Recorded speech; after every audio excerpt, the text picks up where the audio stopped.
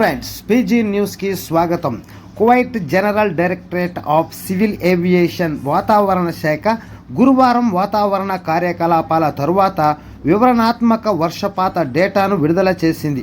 ఇది కువైట్లోని వివిధ ప్రాంతాలలో వర్షపాతంలో గణనీయమైన వైవిధ్యాలను ధృవీకరిస్తుంది. శాఖ ప్రకారం అత్యధిక వర్షపాతం ఆల్ అబ్దాలీ ప్రాంతంలో నమోదైంది. ఇది 24.3 మిల్లీమీటర్లు. అత్యల్ప వర్షపాతం ఆల్ జహ్రాలో 5.4 మిల్లీమీటర్లు మాత్రమే నమోదైంది.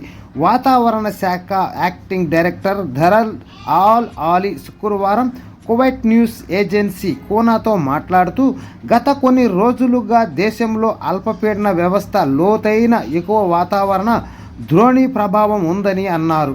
ఈ వాతావరణ నమూనా ఫలితంగా బహుళ ప్రాంతాల్లో వివిధ తీవ్రతతో కూడిన వర్షాలు కురిశాయి. కొన్నిసార్లు ఉరుములతో కూడిన వర్షాలు కురిశాయి.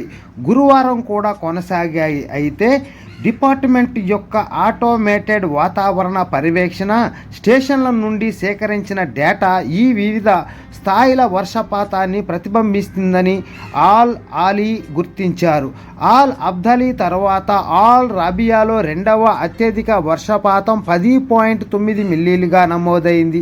తర్వాత ఆల్ అబ్రాక్ ఫామ్లో 10.1 మిల్లీగా వర్షపాతం నమోదైంది. అదనపు కొలతల ప్రకారం రస్ ఆల్ సాల్మియా ప్రాంతంలో 9, కువైట్ అంతర్జాతీయ విమానాశ్రయంలో 8.4 మిల్లీమీటర్లు, ఆల్ వఫ్రాలో 8.3 మిల్లీమీటర్ల వర్షపాతం నమోదైందని, ఆల్ జహ్రా అత్యల్పంగా 5.4 మిల్లీమీటర్ల వర్షపాతం నమోదైందని ఆయన అన్నారు.